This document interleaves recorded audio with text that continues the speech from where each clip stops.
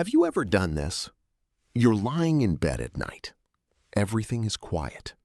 And suddenly, your brain decides it's the perfect time to replay something embarrassing from 7 years ago.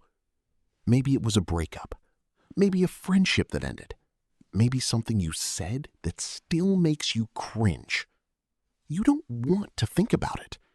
Yet somehow, those memories keep showing up. But here's the strange part. Your brain doesn't just replay bad memories. Sometimes, it misses them. You find yourself listening to sad songs, looking through old photos, thinking about people who hurt you, remembering times that were painful, but somehow feel beautiful now.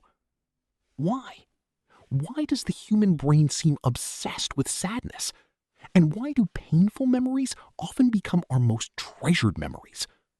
Today, we're diving into one of the strangest mysteries of human psychology, and the answer might completely change how you think about your past. Most people think memory works like a video recording. Something happens, the brain stores it. Later, you replay it. Simple. Except, that's not how memory works at all. Your brain is not a camera. It's more like a storyteller.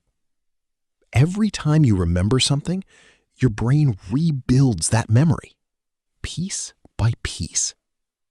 Imagine a puzzle. Each time you open the box, you rearrange some pieces. Over time, the picture changes. Psychologists call this memory reconstruction, and it's one reason why memories feel different years later. You aren't remembering the event itself. You're remembering the last version your brain created, again and again and again. Which means your memories are constantly being edited, sometimes without you realizing it. Your brain doesn't treat all experiences equally. Think about last Tuesday. What did you eat for lunch? Many people struggle to remember.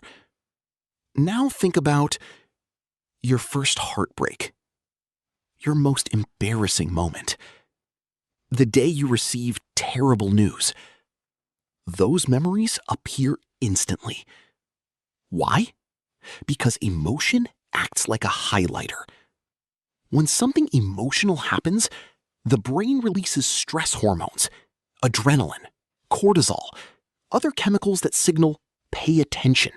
This matters. Remember this.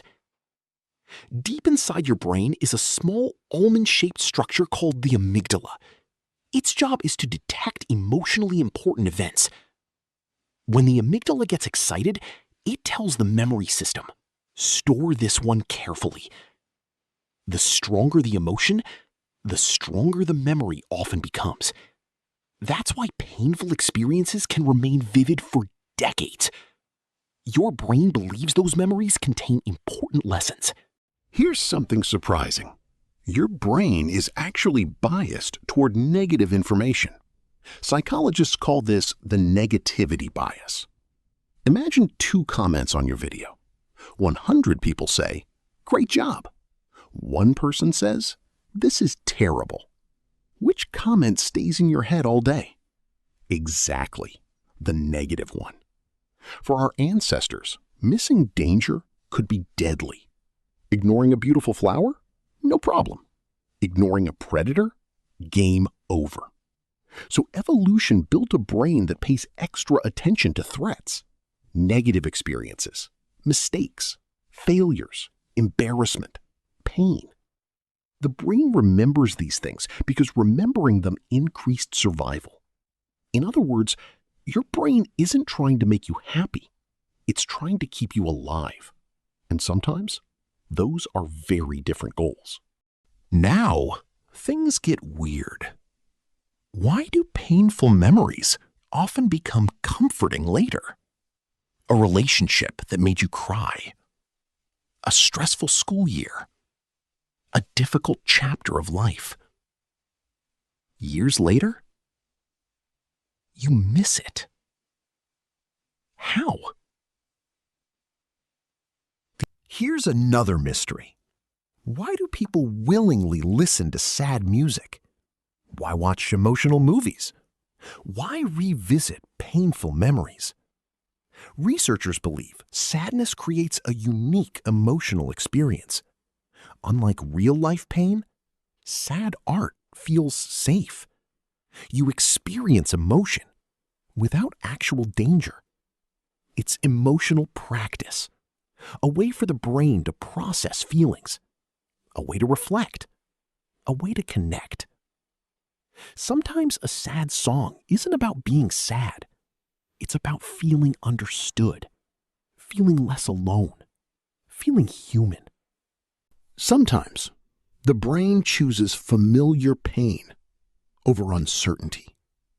Not because pain feels good, because familiarity feels safe. Humans are predictable creatures. We like knowing what to expect, even if what we expect isn't healthy. This can happen after breakups, after loss, after major life changes. People revisit old memories because those memories are familiar territory. The future is unknown. The past is understood. And the brain often prefers certainty, even when certainty hurts. That's why some people become trapped in memory loops, replaying the same moments, the same conversations, the same regrets, again and again, searching for answers, searching for meaning, searching for closure. But underneath all the science, there's a deeper reason. Most sad memories aren't really about sadness. They're about significance. A person who changed your life. A dream you once had. A chapter that shaped who you became. When we revisit painful memories, we're often revisiting pieces of ourselves, versions of us that no longer exist, moments we'll never experience again, people we'll never meet in quite the same way. And maybe that's why letting go feels difficult, because forgetting can feel like losing part of your story, part of your identity, part of your journey. The brain doesn't hold on to these memories because it loves pain. It holds on to them because they mattered. So, why does your brain love sad memories? Because emotional experiences leave deeper marks. Because pain often teaches powerful lessons. Because memory edits the past. And because some moments become part of who we are. Maybe the brain doesn't love sadness. Maybe it simply refuses to forget the things that changed us. If you enjoyed this psychology deep dive, subscribe to Silent Theory, because sometimes the quietest thoughts reveal the biggest truths.